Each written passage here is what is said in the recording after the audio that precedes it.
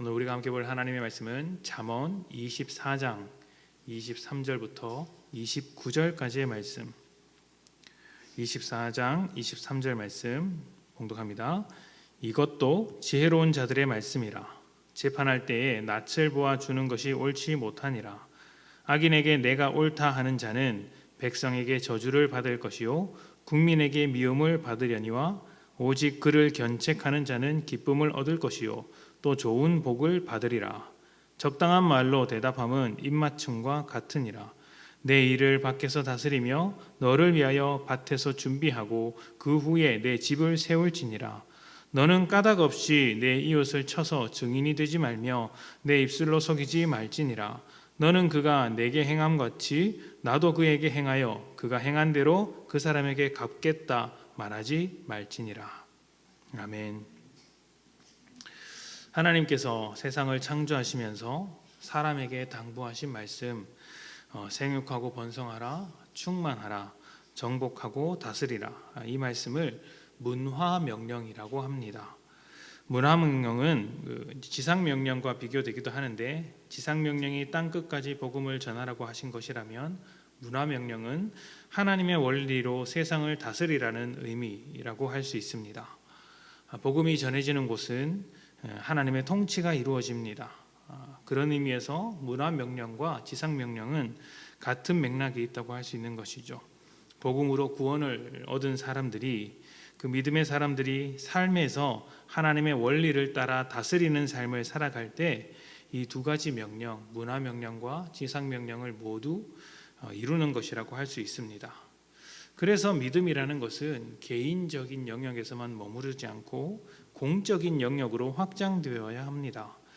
한때는 우리가 내가 구원을 받느냐 받지 않느냐가 가장 중요한 문제였고, 내 사랑하는 가족이 또 친구가 구원을 받느냐 마느냐 하는 것이 최대의 관심사였습니다.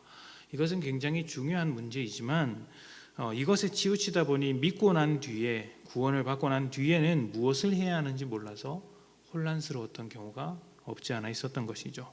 믿었는데 어떻게 살아야 하는지 잘 모르는 것입니다. 이것에 대한 대답이 바로 공적인 영역에서의 믿음이라고 말할 수 있습니다. 공적인 영역은 개인을 넘어서 사회 집단으로, 사회 공동체로서 살아가는 삶을 말합니다. 그 대표적인 분야가 바로 일터라고 생각을 합니다. 우리는 일을 통해 사회의 일원으로서 나름대로의 역할을 하고 있습니다. 회사원으로서, 사업가로서, 교육가로서, 정치인으로서 여러 가지 자기 일을 통하여서 이 사회에 기여하고 있는 것이죠.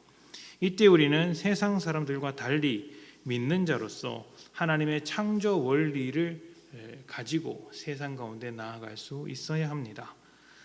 어떻게 해야 공적인 영역에서 믿음으로 창조 원리를 가지고 일을 할 수 있을까요? 오늘 말씀이 간단하지만 핵심적인 요소 몇 가지를 소개하고 있습니다. 말씀을 좀 다시 읽겠습니다. 이것도 지혜로운 자들의 말씀이라. 재판할 때에 낯을 보아 주는 것이 옳지 못하니라.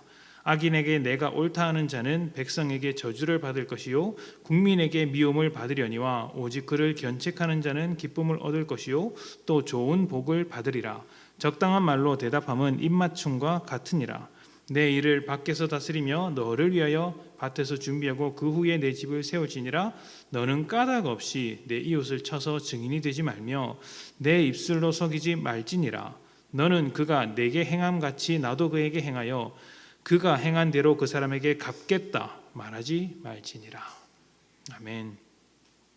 재판할 때 공정하고 객관적이며 공평하게 해야 하듯이 우리의 일도 그렇게 해야 한다는 것이죠. 그러니까 이해관계에 얽혀서 좋은 게 좋은 것이라고 어물쩍 넘어가는 것이 아니라 정직하게 일할 때 하나님의 정의로움과 의로움이 우리의 일을 통해 드러나는 것이죠. 뿐만 아니라 하나님의 성실하심과 그 하나님의 꾸준하심도 우리의 일을 통해 드러날 수 있어야 합니다. 뿐만 아니라 28절 이후의 말씀처럼 보복하거나 복수하는 것도 멈춰야 합니다. 타당한 이유 없이 불법적인 증언을 해야 하는 것이 아니라 사회적 정의, 그러니까 공의를 세우기 위해 우리의 일을 할 수 있어야 합니다.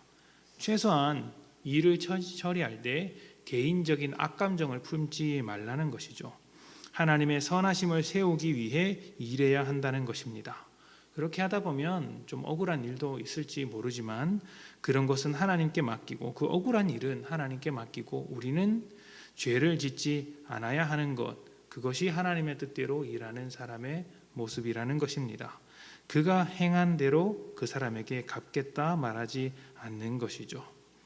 우리는 가정생활 가운데 믿는 자의 모습이 드러나야 한다고 이야기를 하고 있습니다.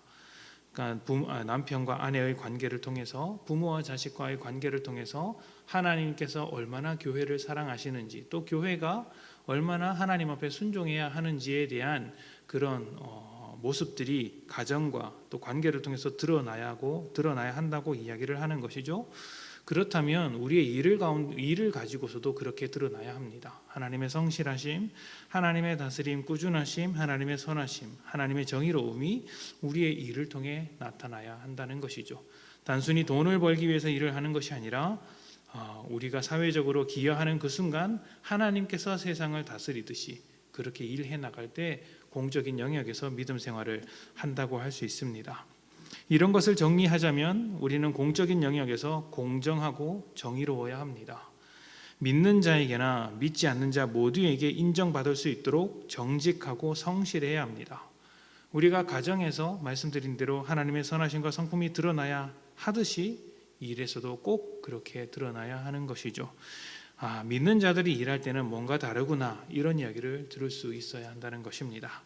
다만 우리의 일터는 세상과 충돌하는 정쟁터라고 할 수 있기 때문에 억울한 일을 당할 때마다 하나님께 기도하고, 또 우리의 힘이 버거울 때마다, 또 우리가 세상 가운데 휩쓸려서 하나님의 다스림대로 살지 못할 때마다 주님 붙들고 기도하면서 의지하고 그렇게 일을 해 나가야 하는 것이죠.